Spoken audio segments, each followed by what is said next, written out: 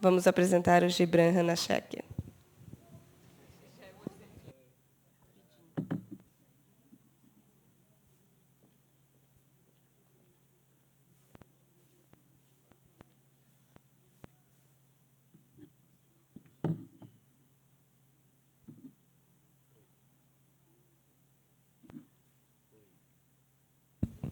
Oi. Boa tarde, pessoal. Tudo bem? Como vai? Pode passar aí mais um slide, por favor.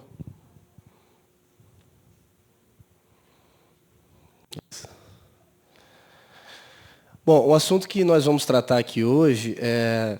Primeiro, eu gosto sempre de falar, pelo menos 2 minutos de palestra, como que eu me interessei a discutir esse assunto com as pessoas, né? Eu sou professor de História e eu entrei no curso de História com uma intenção de dar aula em cursos pré-vestibulares, né? E já fui com essa intenção principal. Mas quando eu cheguei lá, eu comecei a ver algumas coisas interessantes. Porque os professores eles falavam assim, olha, esses livros didáticos com os quais vocês estudaram aí para o vestibular, joga fora porque é tudo mentira. Esses livros aí são todos ultrapassados, aqui você vai ver uma outra realidade. Só que o problema é que lá na academia as pessoas realmente elas têm a pretensão, né, a prepotência de dizer que aquele conhecimento realmente é o suprassumo de tudo que o ser humano poderia saber em relação à história, em relação a outras áreas do saber, né? Então eu comecei a perceber e entender, quando eu comecei a buscar outras fontes de conhecimento que não se restringiam ao meio acadêmico, à universidade, e aí eu comecei a ver que a realidade histórica ela se baseia em 2 aspectos principais. O primeiro aspecto trata-se da opinião geral, o que é passado para as pessoas através do boca a boca, dessa história que nós vemos tradicionalmente nos cursos, né, nas faculdades, etc. E a história realmente que nós acreditamos ser a verdadeira, acreditamos não, através de fatos a gente começa a entender, né, é essa história que trata-se dos acontecimentos que não se tornam públicos. E é o mundo do comportamento dos grupos e instituições secretas. E é ali nesse nível que as instituições, os governos são criados, que as guerras são tramadas, que os governantes são colocados no poder ou são retirados, se assim for necessário. E tudo que a gente vai trazer hoje aqui, eu sempre fiz questão de ser sempre embasado academicamente. E eu me baseei muito num livro, inclusive eu até esqueci de colocar. Pode pegar ele para mim, Cássio, por favor? Está lá no vestiário. É um livro de um amigo nosso, Armindo Abreu, que é um economista, conferencista, estudou mais de 30 anos esse assunto. E ele procura, de todas as formas possíveis, se embasar realmente, academicamente, através de autores internacionais, brasileiros, europeus, etc. E com toda a cuidado acadêmico, ele passa para a gente algumas coisas que você, à primeira vista... Isso, obrigado. À primeira vista, algumas coisas que você realmente não acreditaria, porque isso choca demais, né? Então, ele desenvolveu esse livro aqui, chamado Poder Secreto. Você vê que é 800 páginas só sobre esse assunto que a gente vai tratar. Tentar resumir aqui em uma hora, no máximo, tá? E ele traz para a gente algumas informações que, a princípio, os acadêmicos ficariam, então, nossa, como é que pode? Isso é uma heresia, um sacrilégio ou algo parecido, né? Só que tudo se baseia em realmente fatos, e é isso que a gente vai tentar passar aqui hoje para vocês. O que eu costumo dizer é o seguinte, algumas coisas, aparentemente, na história, não teriam ligações em nenhum momento, em nenhuma circunstância. Os fatos, os acontecimentos... as publicações, o tipo do discurso dos políticos, aparentemente não teriam ligação com as outras. Então, o que a gente vai tentar fazer aqui hoje é interligar, conectar alguns pontos que supostamente não teriam nada a ver com a realidade. E mostrar realmente que essa é uma realidade que afronta realmente a humanidade, e isso é um plano tramado desde o início da história da humanidade, desde a época da Babilônia, da Suméria e outros mais aí. Tá? Então, pode passar, por favor? Bom, eu costumo dizer que esse tema, Nova Ordem Mundial, na verdade é uma expressão criada por alguns políticos proeminentes, A princípio, a pessoa que mais falou sobre isso foi George W. Bush, o pai, né? O George Bush, o pai, na década de 80 ainda, quando ele disse várias vezes, pode deixar aquele slide lá mesmo, obrigado, que ele disse várias vezes que o mundo estava entrando numa nova ordem mundial. E a princípio você não sabe, porque a maioria desses políticos continuam falando isso, inclusive o presidente atual do Brasil, né, e o Barack Obama, Gordon Brown, ex-primeiro-ministro da Inglaterra, dizia, nós estamos entrando numa nova ordem mundial. Mas eles nunca nos explicam especificamente o que seria isso. Né? Porque, a princípio, para você entrar numa nova ordem, o que a gente já começa a concluir? Que, de qualquer maneira, para você entrar num novo momento na ordem mundial, né, você precisa desconstruir aquilo tudo que estava consolidado. Né? Ninguém constrói nada num terreno no qual nós temos ali uma construção. Então, você tem que demolir. A sociedade hoje ela passa por um momento de transição. Um momento de transição esse no sentido político, cultural, econômico, existencial da história humana. E eu acho que desde de manhã já deu para a gente entender que a fase de transição planetária é uma realidade científica, né? Uma realidade que nós estamos passando, e a fase política, econômica, cultural também é uma realidade. Hoje a gente está passando por uma desconstrução, né? Na verdade, a gente está querendo demolir muitos dos valores nos quais a sociedade ocidental, pelo menos, se fundava, a sociedade judaico-cristã se baseava. Né? Então, a nova ordem mundial, na verdade, seria exatamente um novo modelo de sociedade. E, a princípio, quando as pessoas ouvem isso, né, dos grandes, proeminentes políticos do mundo inteiro, principalmente daqueles que falam através da ONU, a gente pode achar que realmente, nossa, realmente eles estão tratando de um plano que vai levar para a gente um novo modelo de sociedade para melhor. Só que a diferença é que isso não está acontecendo. Então, independente do que nós falarmos aqui hoje, né, ninguém é dono realmente da verdade. A verdade cada um tem e baseado na sua crença. Né? Então, eu costumo dizer, antes da gente começar realmente a matéria em si, pode passar? Pode passar? A verdade ela passa por 3 estágios. Primeiro, ela é ridicularizada. Segundo, é violentamente combatida. E, em terceiro lugar, é evidente por si mesma. Arthur Schopenhauer. Né? É uma frase famosa. E eu costumo colocar isso sempre porque é só para a gente parar para pensar, em alguns momentos da história, que há 500 anos atrás, por exemplo, o mundo ocidental, pelo menos, acreditava que a Terra era plana e o centro do universo. E aqueles que diziam que era redonda, né, e hoje em dia já existem até contestações de que ela realmente é redonda, as pessoas que achavam que ela era redonda eram alvo de chacotas. Então, a gente está acostumado a colocar um paradigma em nossa mente e não aceitar nada do que vem de fora. E esse é o nosso grande objetivo do Simpósio de Ciências Paralelas, mostrar para as pessoas realmente o que existe além, paralelamente ao que nós vemos através dos canais de mídia comuns. O que nós vamos ver aqui hoje, num pequeno, curto espaço de tempo, são coisas que não são passadas pela grande mídia. Não é?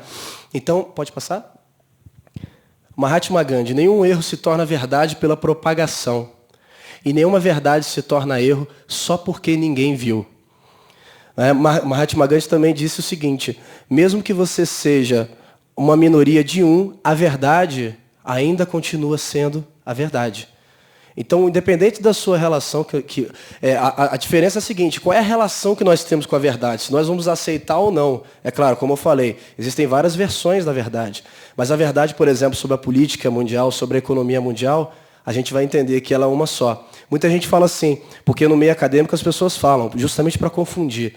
Será que a história realmente tem um paradigma? Ou seja, será que existe algo que explique a história? Como existe na física, como existe na química, nessas matérias exatas? E ninguém chegou a um consenso. Mas isso que nós vamos ver hoje, não é? Pode parecer prepotência de nossa parte, mas isso é o que define a história da humanidade, desde os primórdios. Pode passar. Bom, eu vou começar a falar de algumas coisas no sentido econômico, que diz respeito ao Brasil e principalmente alguns abusos ditos econômicos no Brasil. Aquilo ali em cima é minério de ferro, né? Ali do lado é hematita, minério de ferro. O Brasil, juntamente com a Austrália, são os maiores produtores de hematita do mundo inteiro. E quando você produz aqui hematita no mercado, no Brasil, né? A grande parte da produção de hematita no Brasil está nas mãos das grandes corporações internacionais. 5 caminhões carregados daquele ali, e ali já dá para ver o tamanho do caminhão. Olha só, o tamanho do caminhão. Olha o tamanho da pessoa que está ali na roda do caminhão. 5 caminhões carregados disso aí produz um automóvel. E quanto que custa a tonelada de hematita no mercado internacional? Alguém sabe? R$100 a tonelada. R$100. Quer dizer, um preço irrisório para uma matéria-prima que é fundamental para o desenvolvimento de qualquer país hoje em dia. Né? Então, pode passar?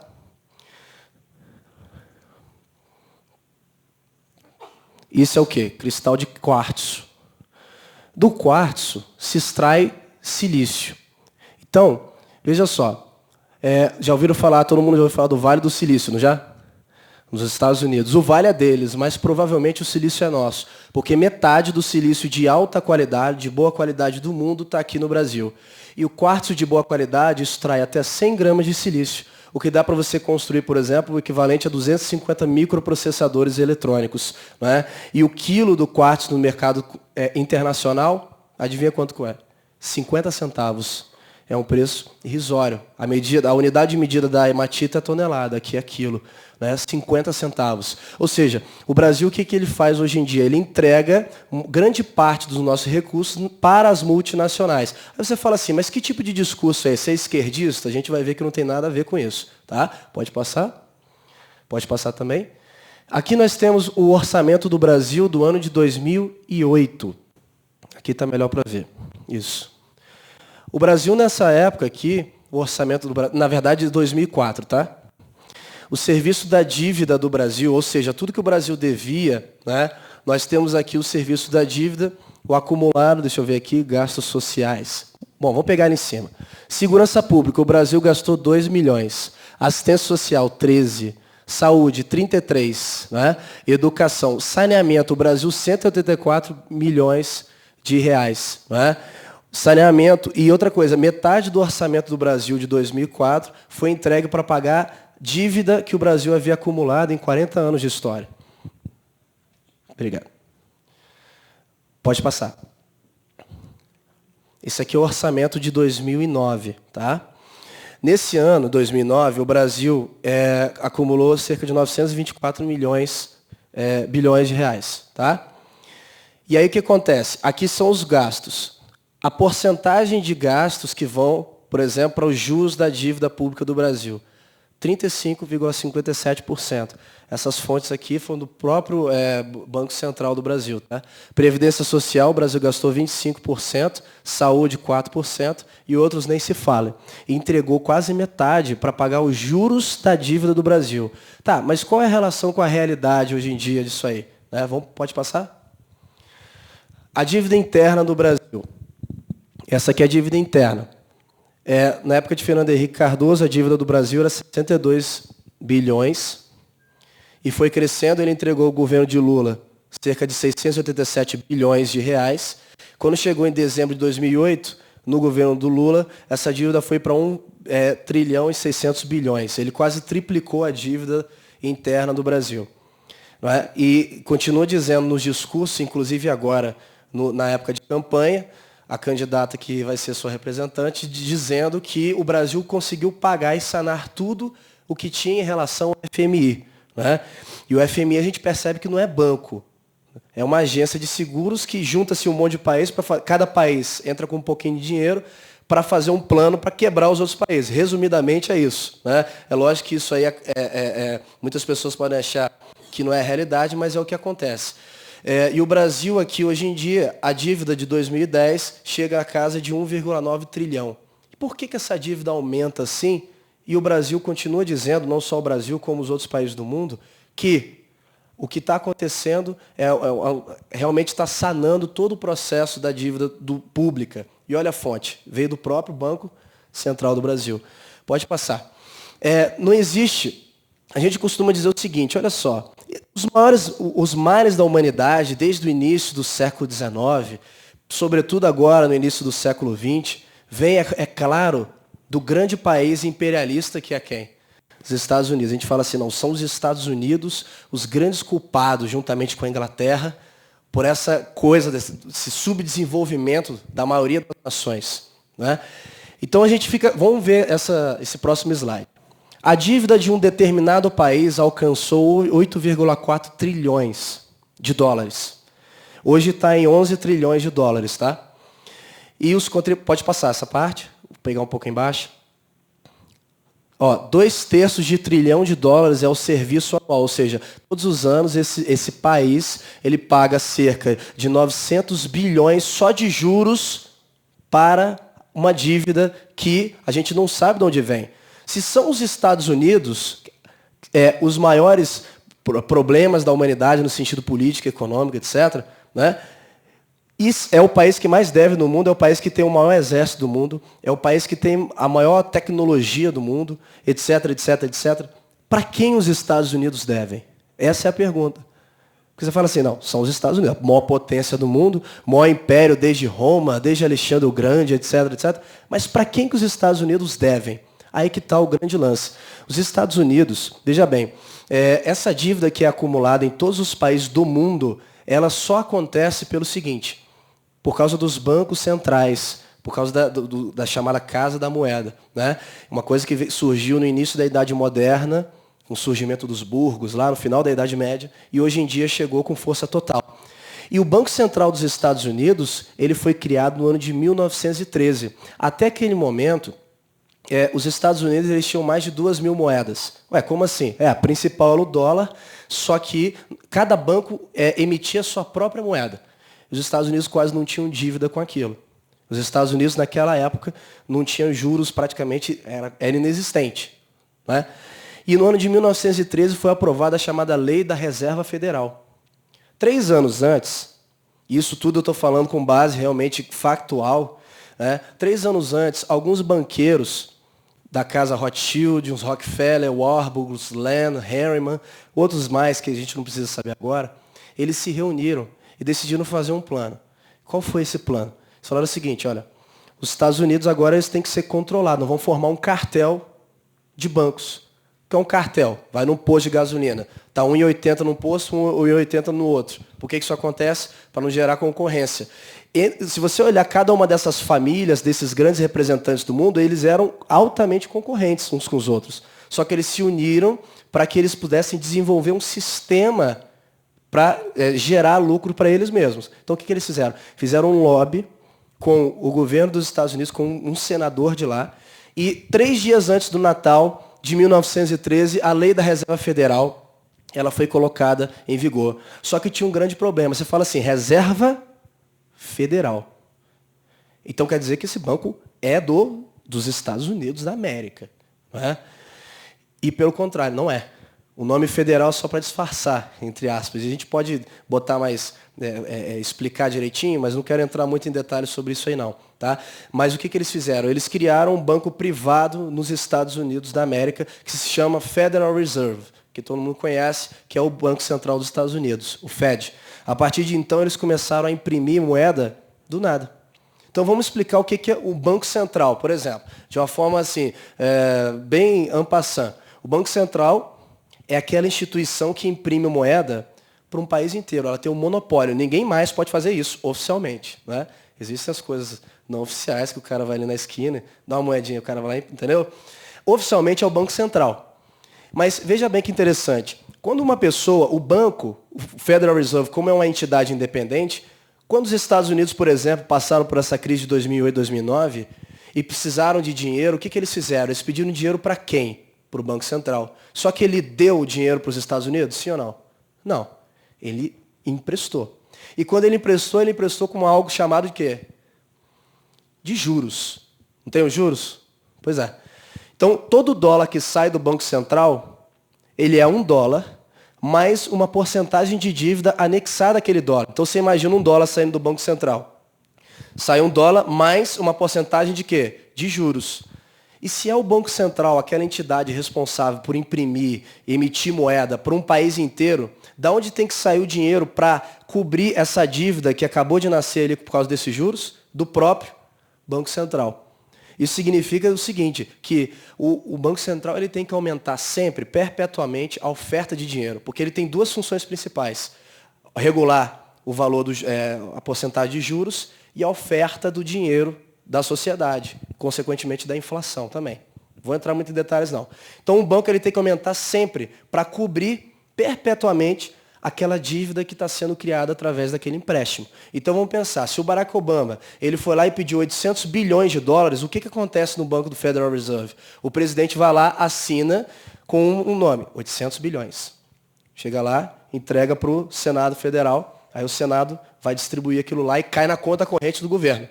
Mas quando o Barack Obama vai pagar aquilo, o que acontece? Ele vai pagar 800 bilhões? Sim ou não, gente? Não. Mais o quê? Os juros. E esse é o grande problema. Por quê? Porque os dias do ano, e é o grande pulo do gato. Qual é o pulo do gato?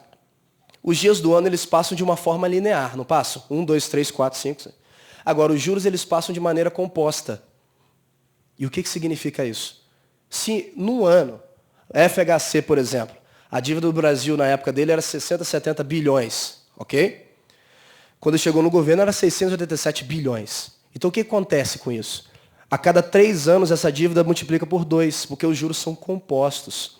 A cada 6 anos, ela multiplica por 4. A cada 9 anos, ela multiplica por 8. Em 20 anos, essa dívida, eu posso provar matematicamente, ela pode ser aumentada em 50 vezes o seu valor.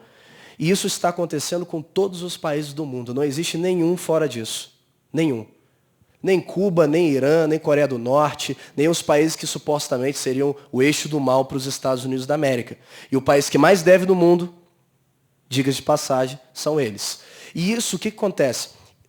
Quando a gente for pensar na estrutura de um Banco Central, o Banco Central ele é privado nos Estados Unidos, na Inglaterra, na Holanda, na França. Na prática, o nosso Banco Central, na prática, já é praticamente privado. Tá, mas qual é a relação disso aí? Vamos passar. Vamos lá. Pode passar? Olha só o que o Woodrow Wilson falou naquela época. Ele falou, olha, nossa grande nação industrial é controlada por seu sistema de crédito. Nosso sistema de crédito é privatizado e concentrado. O crescimento da nação e, portanto, de todas as nossas atividades está nas mãos de poucos que, necessariamente por razões próprias, aniquilam a liberdade econômica. Tornamo-nos um péssimo, um dos piores e totalmente controlados governos do mundo civilizado. Não é um governo de opinião livre, não é um governo de voto consensual da maioria, mas um governo da vontade e da opressão de pequenos grupos de homens dominantes. Após deixar a presidência dos Estados Unidos, Woodrow Wilson proferiu essas palavras, entre aspas, em arrependimento ao que aconteceu, por ele ter feito isso aí. Não é? Pode passar? E aí, um dos criadores, né, dos Estados Unidos, Thomas Jefferson, disse o seguinte, olha só, eu acredito que as instituições bancárias são mais perigosas do que os exércitos. Se o povo americano permitir que os bancos controlem a moeda, os bancos e as corporações crescerão à sua volta e irão privar o povo de seus bens. Até que um dia seus filhos se virão sem teto no continente conquistado por seus pais. Então você fala assim, o problema é o dinheiro. Não, o problema é com aqueles que imprimem o dinheiro. O que eles fazem? O que esse Banco Central faz? A gente pode fala assim, mas isso é muito simples para ser verdade. Mas eu vou tentar simplificar. O que eles fazem é exatamente o que uma pessoa, né, que dá um cheque sem fundo faz quando ela vai pagar alguém, supostamente. Porque você fala assim, como é que pode? Federal Reserve, será que ele tem todo esse dinheiro para emprestar, não só para os Estados Unidos, como para outros países também? Você acha que tem? Porque, veja bem, para o cara circular a moeda, ele precisa ter uma garantia. Essa garantia, o nome disso é o quê? O lastro, não é isso? Tem que ter uma representação daquela riqueza. Senão o dinheiro vale alguma coisa? Não, a moeda obviamente, vai perder seu valor. Só que o banco, o que eles fazem? O cheque sem fundo está para a pessoa, assim como o dinheiro está para os bancos centrais. Então é como se eu desse para vocês aqui agora um cheque sem fundo. E aí eu falo bem assim, olha só, esse cheque vale R$50. Mas você vai me pagar... E outra coisa, eu ainda peço o quê? Juros, quando você vai me pagar, né? Correções. Eu dou um cheque sem fundo para você e eu ainda vou cobrar o quê? Juros. E só uma pequena parte do que eles realmente emprestam é o que eles realmente têm. Porque quem é que vai questionar? Veja bem, quando você dá um cheque sem fundo, todo mundo pode questionar. Seu nome vai para onde? Serasa, não vai? Agora, quem é que questiona o Banco Central Federal? Ninguém. Então, quem é que vai questionar se os caras realmente têm esse dinheiro? Qual é a resposta disso? A resposta disso só pode ser escravidão. É impossível para um país pagar uma dívida que se auto-perpetua. E qual é a intenção? A gente vai ver daqui a pouquinho qual é a intenção. Mas o que eles fazem é dar um cheque sem fundo para a humanidade, tanto para os países quanto para as pessoas. Você fala, mas tá bom então, né? Mas como assim? Isso funciona simplesmente com o dinheiro? Claro que não. Hoje em dia o dinheiro é mais abstrato ainda, porque a gente está perdendo essas notas e está substituindo pelo quê? Pelo dinheiro digital. Então é um dinheiro criado a partir do nada. Tem um autor chamado Edward Griffin que ele diz o seguinte, é o chamado mecanismo Mandrake. Lembra do Mandrake? Aquele mágico? Ele tira o coelho da cartola do nada? É exatamente isso que eles fazem. É o maior golpe da história da humanidade. E é isso que está acontecendo aqui com a gente. Tá? E eu posso provar isso de várias formas. Pode passar, por favor? Olha só, um economista disse, famoso, algumas pessoas devem ter estudado ele na faculdade. O processo através do qual os bancos criam dinheiro é tão simples que a gente não consegue aceitar. A primeira vez que eu ouvi isso aí, eu também falei, caramba, como é que pode? Não é possível que um banco ele cria dessa maneira um dinheiro. E é exatamente isso que acontece. Então, a forma como nós lidamos com a moeda hoje em dia é diferente da forma como nós lidávamos há 500 anos atrás. Porque se vocês pegarem desenhos e filmes da antiguidade, o que era o dinheiro naquela época? Moeda de ouro e prata. O dinheiro ele valia realmente aquilo que ele representava. Certo ou errado? Não é verdade? Pois é. Hoje em dia não. Essa abstração foi a maior criação desses caras. E olha só o que um deles que criou isso aí fez. Falou. Pode passar, por favor. Não, pode passar. Isso aí foi um congressista dos Estados Unidos que falou o que aconteceu, né, que usurpou o poder, etc. Pode passar. E ele morreu envenenado por ter falado isso aí. Dê-me o controle do Banco Central de qualquer país e não me interessa o que venha fazer com o restante das suas leis. Um dos patriarcas da família Rothschild, é uma família inglesa, de origem judia e tal, mas a gente não vai entrar em detalhes sobre isso aí não. Mas só para a gente entender que com o controle da moeda, hoje em dia, nós conseguimos controlar o mundo inteiro. Fora dos parâmetros da esfera da Constituição. Porque ele acabou de dizer, olha só, não me interessa o que venha fazer com o restante das leis desse país. Então é só controlar o Banco Central. Então eu queria passar para vocês um vídeo de um ex-presidente do Banco Central, Alan Greenspan, que ele foi presidente do Federal Reserve até 2007.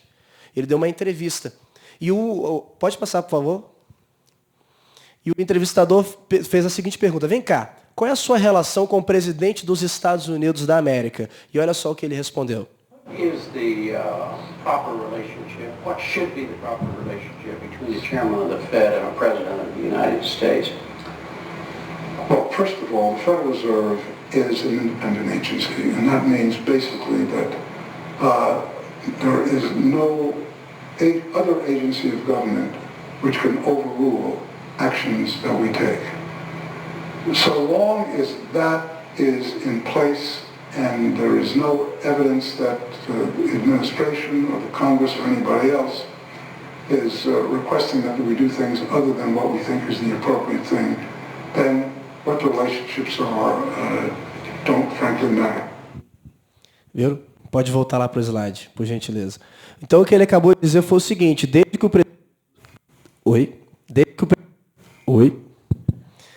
que o presidente dos Estados Unidos não interfira nas decisões do Federal Reserve, que é uma agência independente, antes de tudo, a nossa relação, então, não interessa. Então, quer dizer, o grande mito da humanidade é achar que o governante, o presidente e o seu respectivo governo é o grande cara, o grande mandatário de uma nação. Isso é uma farsa total. Porque se o cara que controla o dinheiro de um país ele tem mais poder do que o presidente, quem é que controla o país? Esse cara que controla o presidente. Né? Só que o problema é que isso não é falado nos canais de mídia, porque esses canais de grande massa estão vinculados a essas pessoas que fazem parte desse poder. Então, está declarado isso aí. Não se trata de conspiração, teoria de conspiração, é fato. Pode passar.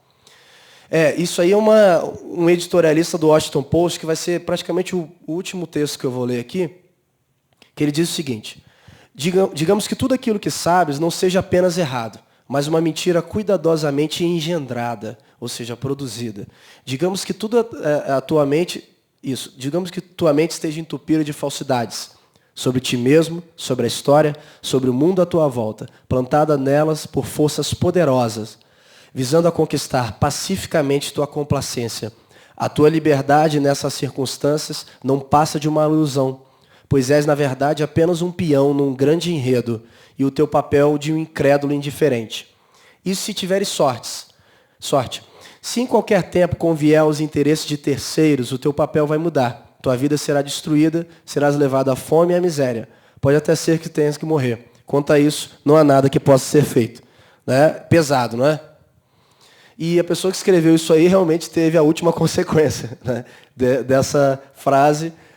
Não se sabe ao certo como que esse Charles Freund, né, morreu. Não se sabe.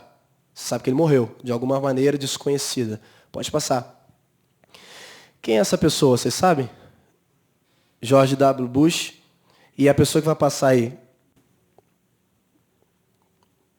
Sabe quem é esse aqui embaixo? Bom, nas últimas eleições aí, na que o Bush teve a reeleição, ele disputou com esse homem aqui embaixo, que na outra palestra a menina falou que parece o salsicha do Scooby-Doo, né? Que é o John Kerry. John Kerry, vocês lembram dele? Pode passar. John Kerry, ele é democrata, o George Bush é republicano. E aí você diz o seguinte, então quem eu vou votar? Porque se o pessoal da esquerda ele fala um discurso altamente radical, ao mesmo tempo o pessoal da direita, quer dizer, é meio complicado, né? Mas eu estou dizendo o seguinte, será que a culpa dessa situação toda na humanidade, ela vem de um grupo político específico? Não vem. Isso aqui é só um exemplo. George Bush e John Kerry, ambos de partidos opostos, eles fizeram a mesma universidade, que foi a Universidade de Yale, nos Estados Unidos, e os dois frequentaram hoje o que é conhecido como sociedade secreta, que não é sociedade secreta, né?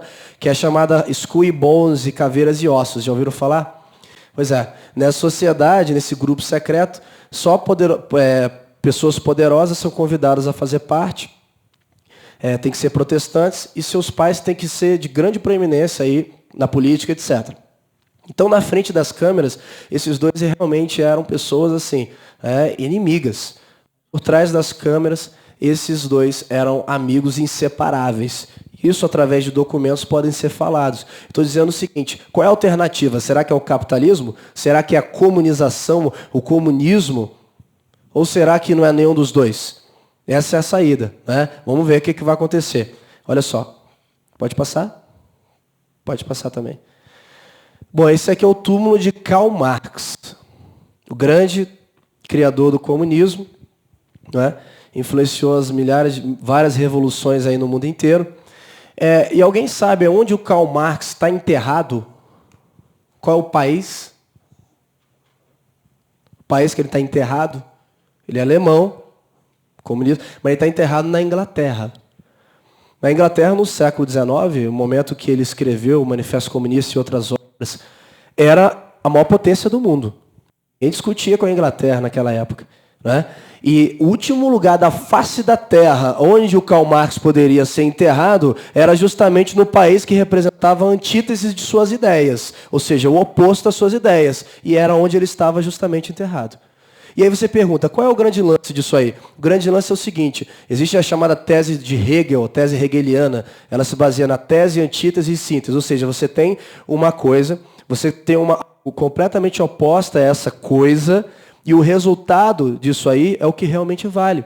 Por exemplo, o que valeu do conflito comunismo e capitalismo pós-Segunda Guerra Mundial? A Guerra Fria. E o que se usufruiu da Guerra Fria? Nunca se ganhou tanto em nenhuma dessas duas potências que fizeram parte desse conflito com armamentos, com a indústria bélica. Ninguém nunca ganhou mais do que isso naquela época. Bom, e depois da queda do Muro de Berlim, outras coisas foram direcionadas. A mesma coisa com os atentados de 11 de setembro. A mesma coisa com todas as guerras da modernidade. Todas elas foram influenciadas. Porque vamos pensar o seguinte, na parte econômica, eu estou falando já na parte política. Na parte econômica, se o cara ele manda na emissão de moeda de um país inteiro, será que ele manda nesse país, sim ou não? Manda. Será que ele manda na crise econômica, ele consegue provocar essa crise ou não provocar essa crise? Sim. Né? Na época de Napoleão, vou só citar um exemplo aqui, Napoleão Bonaparte, ele havia perdido a Batalha de Waterloo pela primeira vez, né, contra a Inglaterra. Um desses Rothschild espalhou um boato lá na Inglaterra para que as bolsas de valores despencassem, né, no seu dia. O que ele falou? Falou, olha só, Napoleão ganhou da Inglaterra. Obviamente que os investidores, o que eles vão fazer? Tiraram todo o dinheiro, todos os investimentos da onde? Da Bolsa de Londres. E aí voltou 2 dias depois a notícia que ele perdeu a guerra e que a Inglaterra ganhou. O que aconteceu? Quando ele perdeu, quando as ações caíram, esse Rothschild foi lá e comprou tudo. Estavam baratíssimas. E quando voltou os rumores de que o Napoleão havia perdido e a Inglaterra ganhado, ele já era dono do sistema econômico da Inglaterra inteira. Foi isso que aconteceu. Então, será que o cara controla a economia, ele controla o país? Obviamente. Será que o cara controla a política, ele controla o país? É claro. Então, no caso de Karl Marx, como vários outros momentos da história, é criado um conflito que supostamente pareceria antagônico. Como hoje em dia nós temos os republicanos e os democratas, direita e esquerda no Brasil. E o que existe são processos através dos quais algumas pessoas se identificam, mas quando eles vão votar algo que não é em benefício da população, porque se não fosse por isso aqui acontecendo, o Brasil hoje teria um PIB de 10 trilhões. Né? Cada brasileiro e brasileira, nós aqui, nós seríamos 5 vezes mais ricos do que nós já somos. 5 vezes mais ricos, e os impostos seriam muito menores porque a gente teria mais dinheiro, então não precisaria elevar a carga tributária. Então, se o país quiser realmente, por que existe esse sistema? Numa palestra dessa, uma pessoa veio falar, nossa, que sistema criado de uma forma assim, genial, né? E eu falei, pois é, genial. Então, pois é, esses caras merecem ser ricos. Os caras criaram um negócio fantástico, infalível, uma fórmula de bolo, uma receita do sucesso. É claro que eles merecem ser ricos. Só que o problema é que a intenção final desses caras é justamente fazer o seguinte. Com essas dívidas que estão assolando cada nação, é acabar com a soberania dos Estados nacionais. Né? Não só as dívidas, como essa moeda comum que está gerando aí, que eles fazem parecer que isso é bom para a humanidade, como o euro, como outras moedas aí. Quando um país quando ele não tem autonomia para imprimir a sua própria moeda, e mesmo se ele imprime, ele ouve diretrizes que vêm de fora, como o Brasil, no caso do FMI, desde a época de Juscelino Kubitschek, esse país perdeu sua independência. E é isso que eles estão querendo fazer. Eles querem inviabilizar, porque lá na frente, quando os países estiverem quebrados, como já está acontecendo hoje em dia, lá na Europa, inclusive, é a Grécia, né? A Itália, a Espanha, estão quebrados. Então, lá na frente, as pessoas vão pedir por um modelo de sociedade que é o que eles realmente querem. Então, eles criam um problema para que no futuro, você vê que isso é uma coisa assim, científica, né? Para que no futuro a gente peça aquilo que no início eles queriam. Pode passar. Pode passar? Mas, afinal, quem são essas pessoas? Aí tem algumas declarações, né?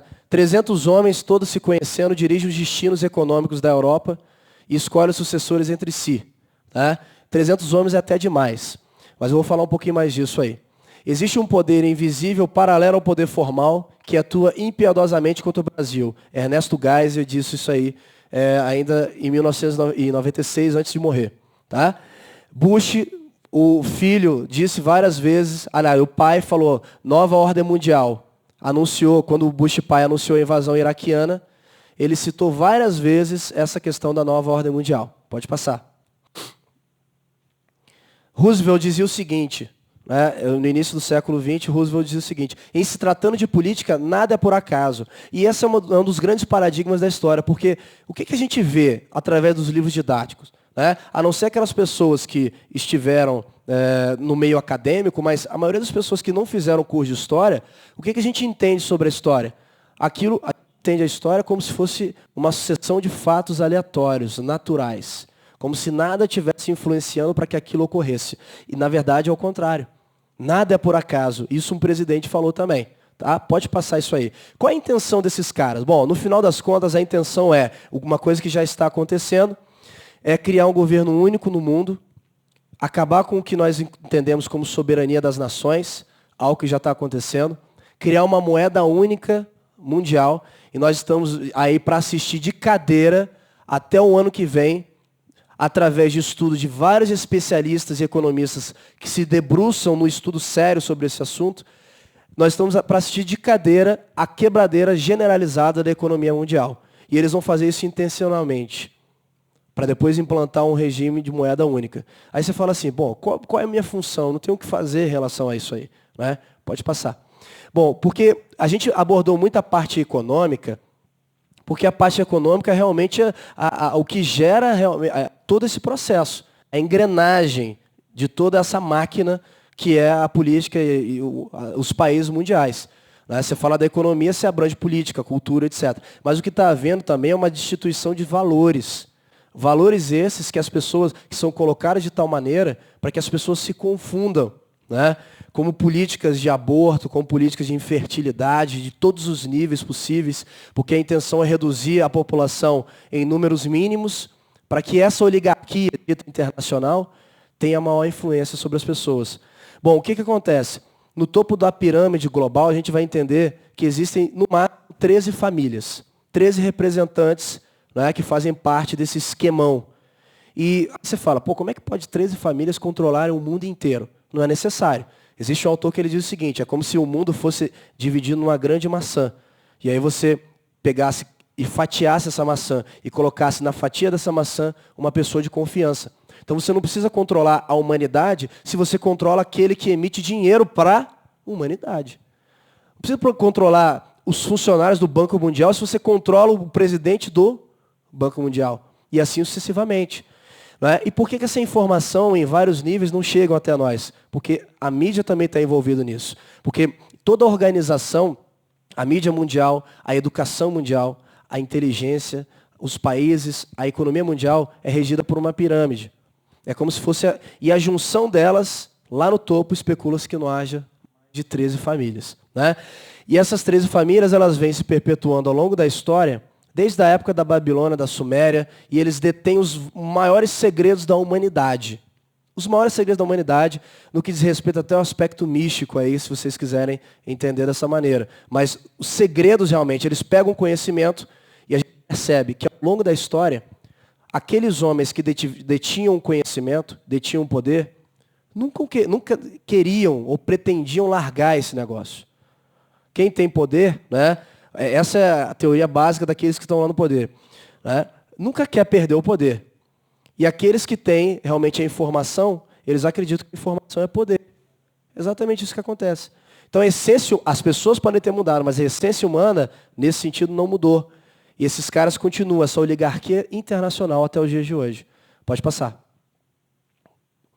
E aí nós temos ali, nesse livro que eu mostrei para vocês, o Armindo Abreu ele coloca ali um organograma de como se estabeleceria essa rede da elite global. Eu não vou entrar muito em detalhes, não, mas você pode entender aqui o seguinte. A fraternidade babilônica é, na verdade, o que deu início a tudo isso. Tá? As chamadas 13 famílias, os Illuminati, etc. Não vamos entrar muito em detalhes, não. Mas olha só onde estão os Estados-nação. Estados-nações aqui, onde eles estão? No meio dessa rede, a União Europeia, a ONU, a mídia mundial. Isso aqui, obviamente, é como se fosse uma pirâmide, né? Ele tirou de vários autores internacionais. E lá em cima, nós temos essa elite global. A raça humana, ele intitula aí de os consumidores e as bocas inúteis, né? Que somos nós aqui, entre aspas, né? A maioria das pessoas que estão alienadas dentro desse esquemão, tá? Existe um grupo, que é esse aqui do meio, é o chamado Grupo Bilderberg. Bilderberg é um grupo que foi formado depois da Segunda Guerra Mundial, pode passar um pouquinho, e ele era um grupo que reúne os homens mais proeminentes do mundo, né? E ainda reúne anualmente numa reunião que não pode ser divulgada na grande mídia, até porque um dos grandes diretores do Bilderberg é um dos grandes barões da mídia da América do Norte. Né? E aí, o que eles fazem? O interessante dessa reunião, que se você conseguir em alguns meios na internet, você pode achar, essa reunião, a partir dela, as diretrizes do mundo são traçadas, a agenda global é tramada. Né? E de todos os tipos possíveis. E a manipulação ela vem de todas as áreas. Vou tentar resumir aqui algumas delas. Né? E aí, só algumas declarações antes disso. Aqui nós temos o Joseph Kennedy. 50 homens governam os Estados Unidos. Esse é um número alto. O mesmo Woodrow Wilson disse o seguinte: existe um poder tão organizado, tão sutil, tão atento, tão fechado em torno de si próprio, tão completo, tão corruptor, que não se pode elevar a voz quando se desejar criticá-lo. Sabe? Pode passar? E essa aqui é a declaração que realmente vai ser praticamente a última que eu vou ler para vocês, porque trata-se daquele que realmente morreu em função disso aí. Quem é esse? Kennedy. Ao redor do mundo acontece uma conspiração monolítica e implacável. Baseia-se primeiramente no encobrimento para expandir seus domínios. É um sistema que tem recrutado vastos recursos materiais e humanos para formar uma máquina sofisticada, altamente eficiente e que combina operações militares, diplomáticas, de inteligência, econômica, científica e política. Seus procedimentos não são revelados ao público. Seus erros são enterrados. Não viram capa de jornal. E seus dissidentes são silenciados, não aclamados. Cerca de 3 meses antes de sua morte. Você sabe uma das principais atitudes que ele queria ter em relação aos Estados Unidos? Ele queria acabar com essa autonomia, essa independência que tinha o Banco dos Estados Unidos, o Federal Reserve. Né? E ele levou 2 tiros na nuca, na cabeça. Um outro aí que também tomou 2 tiros na cabeça. Vai lá, passa aí. O poder do dinheiro corrói a nação nos tempos de paz e conspira contra ela nas épocas de adversidade. Ele é o mais despótico do que a monarquia, mais insolente que a autocracia, mais egoísta que a burocracia. Eu vejo no futuro próximo uma crise se aproximando que me inquieta e faz temer pela segurança do meu país. As grandes corporações foram entronadas. Uma era de corrupção se instalará nos altos escalões e o poder do dinheiro nesse país imporá à força o seu reinado contra o interesse do povo, até que a riqueza esteja concentrada em poucas mãos e a república destruída. Também foi morto, né? O irmão do John Kennedy, Bob Kennedy, também ia assumir, ele foi candidato à presidência e também foi morto. Né? Então eles fazem isso para quem realmente fala a verdade. Por quê? Porque essas pessoas falam para milhões de pessoas. Né? Só não fizeram isso com a gente ainda, porque eu estou falando aqui para 50 pessoas. Mas a gente vai chegar lá ainda. Né? Porque a intenção é falar para milhões. Se o Ronaldo Fenômeno chegasse e falasse isso na televisão, não, olha só, gente, está acontecendo isso, os bancos estão explorando a humanidade, a manipulação ela vem através da mídia, da cultura, do Big Brother, da alimentação desregrada, não é? Da vacinação em massa, para colocar na sua mente que existe um vírus que, na verdade, nunca apareceu na humanidade. E ela acontece dessa maneira. No outro dia, Ronaldo Fenômeno estaria magro, né? Então, Abraham Lincoln foi assassinado no exercício da presidência dos Estados Unidos por falar essas verdades para a humanidade. Né? Isso vem de um presidente, pode passar. Muito bem. Por isso que um dos historiadores, embora marxista, não tão marxista assim, Eric Hobsbawm, quem faz história aí, o pessoal lá de cima, né? Estudou bastante ele, disse o seguinte: a história atualmente revista ou inventada por gente que não deseja o passado real, mas somente um passado que sirva aos seus objetivos. Estamos hoje na grande época da mitologia histórica. Né? Um passado que exige, que realmente faça os seus objetivos. Pode passar. Bom, então você fala assim, diante dessa situação, qual é a nossa saída? Absolutamente nada? Né? Você fala assim, não tem como você lidar com uma situação como essa, uma vez que aqueles que detêm o poder, eles detêm o controle da humanidade. Então, como é que eu vou lidar com isso? Protestando? Juntando pessoas e divulgando? Sim, isso é uma forma. Só que, ao longo do tempo, o que a gente costuma entender? Né? Até uma frase de Mahatma Gandhi, eu acho que eu cheguei a colocar aí, mas depois a gente vai ver. Bom, ele diz o seguinte: não existe caminho para a paz é o caminho. Né? E eu acho interessante essa frase, porque muitas pessoas tentam combater o que está acontecendo aí, através de protestos, vídeo MST, vídeo outros movimentos no Brasil, que tentam, não, vamos protestar, essa é a única forma que nós temos de acabar com essa aniquilação que está acontecendo. Mas, se a gente se restringir a isso aí, a gente está combatendo, é como se fosse assim, né? Positivo com positivo é igual ao quê? Negativo. Negativo com negativo é igual ao quê? Positivo. Né? Então, você está combatendo com a mesma energia com a qual aquela coisa foi criada e direcionada. O Albert Einstein também disse isso aí. Né? Se existe um problema, esse problema não deve ser combatido com o mesmo nível de energia com o qual ele foi criado. Por quê? Porque evidentemente que a pessoa combate. Vamos combater então esses bancos centrais, os Illuminati, o Comitê dos 300, etc, etc, etc. Né? Vamos fazer protesto e fazer... Isso não vai adiantar, gente. Por quê? Porque nós estamos utilizando os nossos 5 sentidos. E a humanidade, ao longo da história, ela foi levada para um momento de manipulação para que a gente não entenda que existem outras realidades por aí. O que eles fizeram? A manipulação não é só no aspecto econômico. A manipulação é, sobretudo, na existência humana. A principal manipulação é passar para as pessoas de todas as maneiras possíveis que elas não são capazes de modificar o seu próprio destino. Que elas estão, na verdade, submetidas ou ao acaso, porque os cientistas pensam dessa maneira, ou ela está submetida às leis de Deus. E ela não pode, de maneira nenhuma, reger o seu destino. É isso que é passado para a gente, ao longo dos tempos. E se você for pegar ciência e religião, foram criados no mesmo âmbito desses grupos secretos, da mesma maneira. Não estou dizendo que é uma coisa que a gente não tem, é claro. Hoje em dia eu até acredito que seja necessário. E a ciência ela cresceu demais nesses últimos anos. E a religião ela chega a ser até importante em alguns aspectos, né? Mas foi criada por esses mesmos grupos. Porque ambos têm algo em comum. O seu destino não está aqui com você. O seu destino está aí, à mercê do acaso, ou está à mercê de Deus. E você não pode criar o seu destino. É exatamente isso que eles querem passar para a gente. Eles vão tirando o nosso conhecimento, algo que vem sendo falado há anos aí, por exemplo, né, pela medicina oriental, né, a evidência de centros de energia no nosso corpo, de meridianos de energia, de um campo eletromagnético pelo qual nós experimentamos esse mundo. É isso que eles passam. Porque o que você estuda sobre anatomia nas faculdades ocidentais é o quê? Você estuda chakras ou o centro de energia? Você não estuda isso. E você simplesmente não estuda por um motivo muito simples. Porque eles não querem que você saiba. E por que eles não querem que você saiba? Porque se você você consegue manipular esses centros energéticos, você vira um semideus. E um semideus não pode ser manipulado. Um semideus não pode fazer parte do rebanho. Um semideus não pode fazer parte do gado, que é o que a maioria da humanidade faz hoje.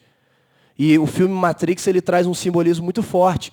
No primeiro, os outros foram todos manipulados. No primeiro mostra lá, ele foi entrando na Matrix, né? Ele tinha lá uma bala, uma azul, uma vermelha. Aí o Morfeu falou o seguinte, olha só, essa bala vermelha aqui é para você continuar nessa vida, de trabalhar a vida inteira, e ainda você morre com a justificativa, né, enganosa de que vai deixar alguma coisa para os seus filhos. E essa aqui é para você conhecer a realidade. Qual que você quer? Aí ele falou, quero essa aqui para você conhecer a realidade. Então nós vivemos numa grande hipnose cultural, isso é passado hoje em dia através da mídia, de todos os meios de comunicação, e que nós não entendemos realmente, nós nos afastamos da nossa verdadeira essência. É isso que eles querem passar para a gente. Fala assim, ó, você fica para lá. E outra coisa, realidade é isso aqui, ficção é isso aqui. Esse negócio de poderes aí, de X-Men, do cara ler pensamento, né? Desse negócio do cara entender o que a pessoa está falando, dela mandar um raiozinho, pegar a pessoa, né? Mentalizar a cura de uma pessoa, esse negócio é ficção. Porque isso é passado por Hollywood. Então o que você associa? Não, se é passado por Hollywood, é ficção. Isso aqui é realidade, é isso aqui. Isso aqui é a ficção. Então a gente fica preso naquele cabresto o resto da nossa vida. E nós perdemos a essência humana. E hoje em dia, o que dá para a gente perceber é o seguinte, nós podemos aqui mostrar para vocês saídas objetivas, materialmente falando, em relação a esse processo. Em relação à dívida pública, em relação ao que fazer sobre essa manipulação, a divulgação, etc. Mas nada no mundo vai fazer com que nós entendamos o processo e modifiquemos a realidade se nós não entendemos primeiro o que nós somos capazes de fazer. Se a gente não entender primeiro o que nós somos capazes de realizar nesse espaço que nós chamamos, né, de físico, e nisso que nós consideramos como a vida, né, aí tudo bem, porque esse pessoal vai conseguir controlar da maneira que eles quiserem. Qual é o objetivo deles? No final das contas, o objetivo deles é fazer com que nós não consigamos passar por aquilo que foi falado nessas duas últimas palestras aqui de manhã, pelo que é conhecido como transição planetária. Né? Quanto mais pessoas não passarem por esse processo, melhor. E com qual intenção? Com várias intenções eles querem isso. Porque a Terra ela vai passar por uma densidade mais sutil, que é a quarta dimensão, depois ela retorna para a terceira dimensão. Então, quando retornar, o que eles querem realmente é manipular essas pessoas aí, a humanidade, para sim ser mais fácil. No final, tudo não é dinheiro. Deu para entender que eles criam dinheiro do nada? Não é dinheiro. A pessoa fala assim, tudo é dinheiro, né? As corporações... Não, no final tudo é poder. Então se restringe a isso aí. Não é o dinheiro que vai fazer isso, que a gente entenda essa realidade. Muito bem, pode passar aí. Então o que a gente começa a perceber com isso tudo? Que hoje em dia, através de vários estudos sérios, né, a gente começa a entender que essa realidade que nós consideramos real é uma ilusão. Essa realidade dos 5 sentidos, ela não é simplesmente isso. Né? É como se o mundo ele fosse resumido aqui com uma tela de computador. O único lugar no qual existe aqueles sites, os vídeos que você vê no computador e e-mail, é exatamente na tela. Atrás do computador tem internet? É uma junção de circuitos elétricos ali que fazem você entender isso. A televisão. O único lugar que existe a televisão, a TV, é exatamente na tela. Além disso, é uma junção de circuitos elétricos ali que fazem a gente entender isso. Então, essa realidade que nós percebemos hoje em dia, ela é simplesmente algo que foi passado para nós, para que a gente entenda isso como realidade. Porque quanto mais a gente entender que isso aqui é o nosso mundo, mais a gente vai se fechando numa casca de ovo. E mais a gente não consegue se libertar e ser criador do nosso próprio destino. Tema das próximas palestras até o final do dia de hoje. Né? Então, essas percepções de realidade são passadas para a gente. É como um peixe que nunca saiu da água. Para um peixe que nunca saiu da água, ele sabe o que é não estar na água, sim ou não? Não sabe. Para ele, a água é tudo que existe. Só que, se você for um pouquinho mais para cima e chegar lá, no mar, você vai ver um pescador. O pescador está lá com um barquinho. A realidade para o pescador é completamente diferente para o peixe, não é verdade? Ele consegue ver o que tem lá embaixo? Hoje em dia, no litoral brasileiro, com essas praias muito limpas, né? Ele não consegue ver nada. Mas você vai ver na Lagoa Azul, o cara consegue ver o que tem lá embaixo. Mas a realidade lá do fundo do mar é completamente diferente. Aí transplanta isso aqui para a nossa realidade. É como se a gente invertesse isso.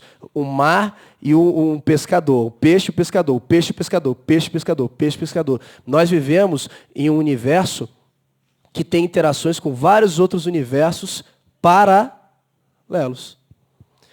Isso aí é mostrado através de vários estudos da física quântica. Existe um livro de um físico chamado Michael Talbot, o Universo Holográfico, que mostra a realidade disso aí. Né? Bom, vamos passar, rapidinho. O Klaus Heinemann, ele é PhD em Física Experimental, formado na Universidade da Alemanha, trabalhou na NASA e na Universidade de Los Angeles. Foi professor também da Universidade de Stanford. Ele começou a pesquisar algumas realidades ditas paralelas e que a ciência não passa para a gente. Pode passar. Ele escreveu um livro chamado The Orb Project. E ele diz o seguinte, não existe nenhuma dúvida de que o estudo dos orbes pode muito bem ser um dos fenômenos mais significantes que a humanidade já presenciou. Ok? Pode passar. O que são os orbes? As máquinas digitais hoje em dia têm passado muito, né, algumas bolas de luzes que a gente costuma dizer que é poeira ou gotícula de água. Realmente, pode ser. Mas a maioria delas não são. Né? E a gente pode provar que não é. Esse físico conseguiu provar. Inclusive, na própria palestra dele, ele pedia para as pessoas tirarem fotos e essas bolas iam aparecendo. E o que são essas bolas? No grupo do qual a gente faz parte, nós denominamos essas bolas de luz como ultradimensionais. E os chamados energéticos, que são seres de realidades e com inteligências, obviamente, muito superiores à nossa. São inteligências paralelas. E existem pessoas que conseguem visualizar esses seres e conversar com os mesmos. E adquirir informações em relação a isso aí. Isso aqui é uma foto de um amigão meu, que inclusive é um grande contribuinte para esse estudo nosso. Pode passar? Uma outra foto. E a gente começou a perceber que esses seres aparecem, na maioria das vezes, nas fotos, quando a gente começa a acelerar a frequência, ou seja, acelerar a vibração do grupo. Ou seja, está todo mundo aqui em estado de beta. Obrigado. A gente tem um estado que não consegue ainda chegar no nível de aceleração capaz de atrair essas energias mais sutis, né? Então a gente faz várias ativações que a Annelise vai passar na palestra dela, e a gente vai tirar várias fotos que mostram exatamente isso aí. Pode passar. Isso é mais uma foto desses seres, e esses seres é como se fosse um anjinho da guarda nosso, né? Pode passar. Essa é uma foto que a gente tirou na Fazenda Boa Sorte, Mato Grosso do Sul. Pode passar. Embora eu não tenha estudado informações específicas sobre esse aspecto, eu creio que seja muito provável que haja interações dos orbes relacionadas também a UFOs. Isso o próprio físico falou.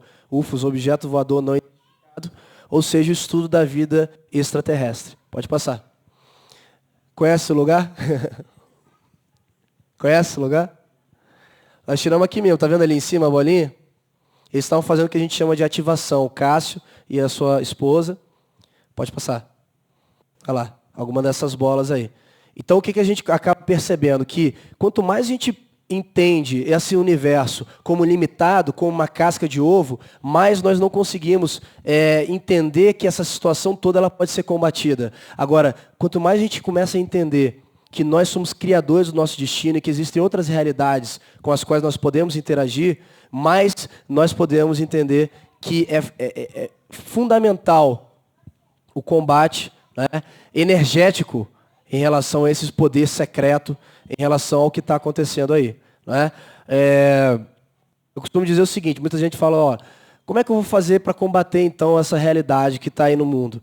E aí eu vi um exemplo no livro que eu achei muito legal. E eles disseram o seguinte, você não pode chegar num quarto claro, com qualquer porcentagem de escuridão, e impregnar aquele quarto claro com essa porcentagem, com essa quantidade de escuridão. Você não pode fazer isso. Agora, você pode chegar num quarto escuro, nas trevas, com um pouquinho de luz.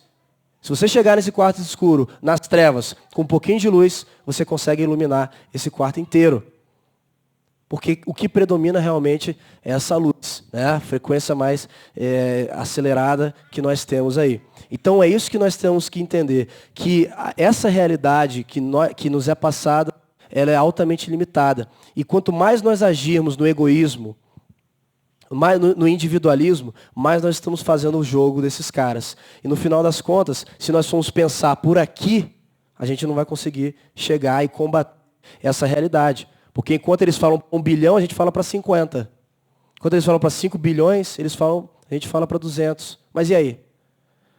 Por isso que, no final das contas, se a gente conseguir lidar com isso aqui, né? Uma coisa que o Teodoro falou bastante, que é o que rege realmente a humanidade como a planeta Terra, as coisas vão ficar muito bem no final das contas. Muito obrigado pela atenção aí. Parabéns pelo evento. E aí a gente tem mais um monte de palestrantes durante o dia. Tchau.